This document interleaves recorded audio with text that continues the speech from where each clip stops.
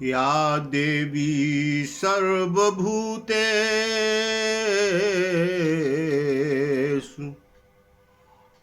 विष्णुमायेति शब्दिता नमस्तस्यै नमस्तस्यै नमस्तस्यै नमो नमः। बताना चाहता हूँ, अवगत कराना है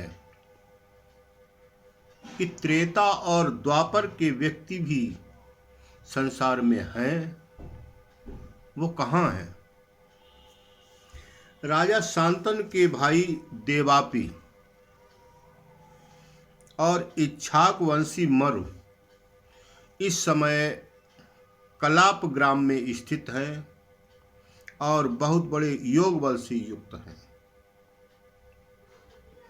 और ये कलयुग के अंत में कल्कि भगवान की आज्ञा से फिर यहाँ आएंगे और पहले की भांति वर्ण व्यवस्था का विस्तार करेंगे। और सतयुग, त्रेता, द्वापर, कलयुग, चारों युग पृथ्वी के प्राणियों पर अपना प्रभाव दिखाने लगेंगे। जितने भी राजा हुए इस पृथ्वी को मेरी मेरी मेरी मेरी कहते कहते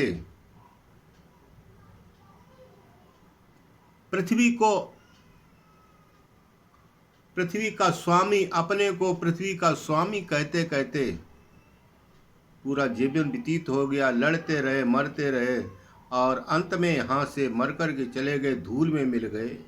पृथ्वी ज्यों की त्यों बनी रही, अंत में धूल में मिल गए। न उनकी पृथ्वी रही, न शरीर रहा। इस शरीर को समय के अनुसार कर्मों के वश,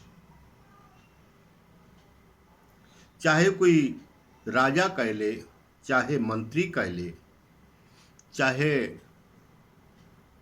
समय के अनुसार, लेकिन एक दिन कर्मों के जैसा मनुष्य कर्म करता है, उस कर्मों के अनुसार एक दिन तो उसको कीड़ा भी बनना पड़ता है, विष्ठा का राख में परिवर्तित होना पड़ता है। यही बात तो राजा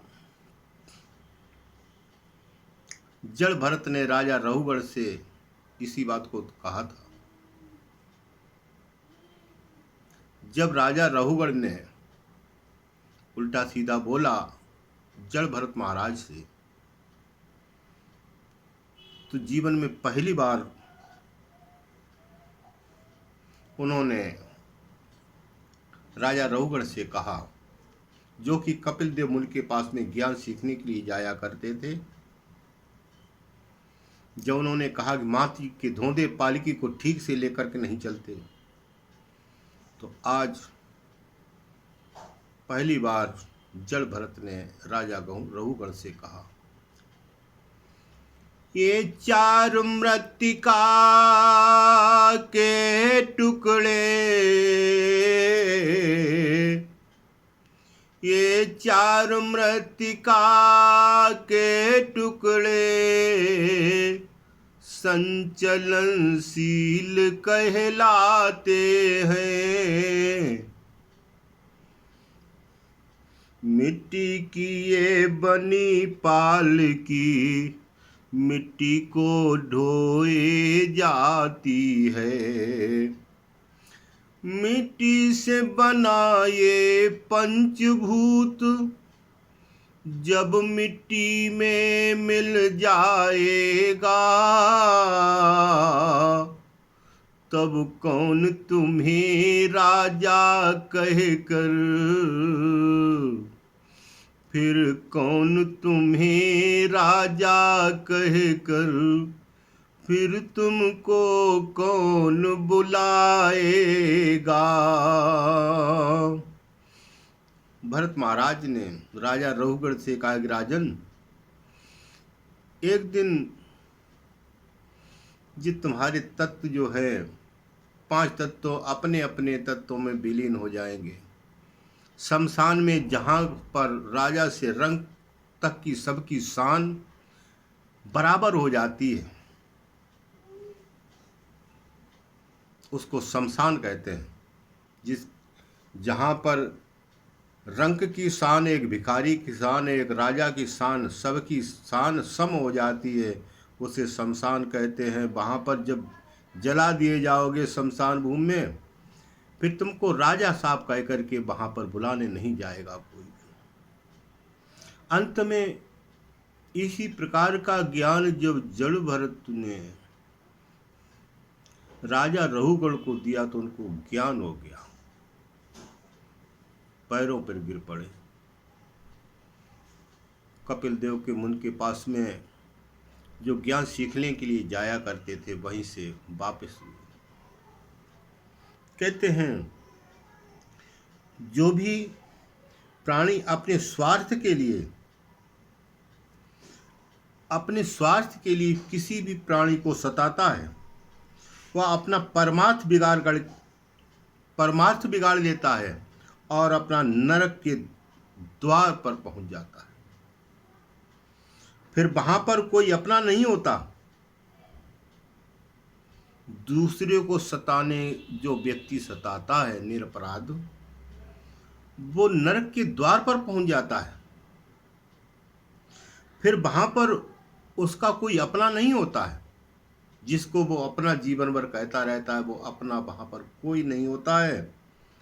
यदि होता है तो अपना सत्कर्म, जो जो आपने सच्चाई का रास्ता अपनाया, सत्कर्म किया है, वही आपका जीवन में साथ देगा, अंत में साथ देगा, और कोई अपना वहाँ पर तुम्हें दिखाई नहीं पड़ेगा। हम जीवन भर करते रहे, यदि सत्कर्म नहीं किया तो आप अंधेरी सुनसान जगह में अकेले ही सजा भोगते रहेंगे। सुनसान जगह में अकेले ही सजा भोग रहे होंगे। मनुष्य 5 तत्वों के शरीर को अपना मान बैठते हैं। मनुष्य 5 तत्वों से बना शरीर है और उसको अपना मान बैठते हैं। वे मूर्ख ये नहीं जानते कि ये कुछ समय के लिए तुमको मिला है, अंत में यह भी तुमसे छीन लिया जाएगा। बड़े बड़े नरपति इस पृथ्वी को भोगते रहे और अंत में काल के गाल में समा गए। न तो उसकी पृथ्वी हुई और न उनका शरीर ही हुआ। तुम्हारा क्या है? तुम्हारा संसार में वही है जो सत्कर्म जो तुम कर लेते हो, जो तुमने धर्म और पुण्य किया है, वही तुम्हारे साथ में जाता है और कोई साथ में जाने वाला नहीं होता है। इसको बड़ी बारीकी से समझना है।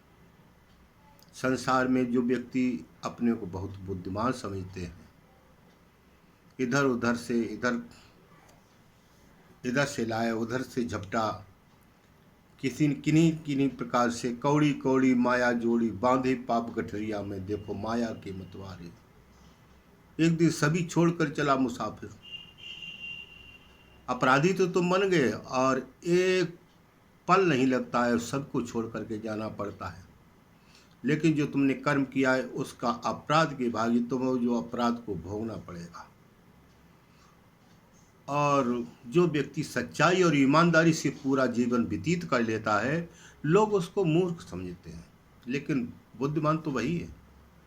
उसने अपराध तो अपने हिस्से में नहीं रखा। सच्चाई ईमानदारी का रास्ता, सत्यता का रास्ता, सत्य को समझा। सबसे मुख्य बात तो है सत्य क्या है। सत्य को समझना बहुत बड़ी बात है। और बुद्धिजीवियों से, बुद्धिमानों से हमारा यही अनुरोध है कि सत्य को पहचाने। आखिर संसार में सत्य क्या है। और सत्य के बारे में कुछ लिखें ऐसी मेरी अभिलाषा है।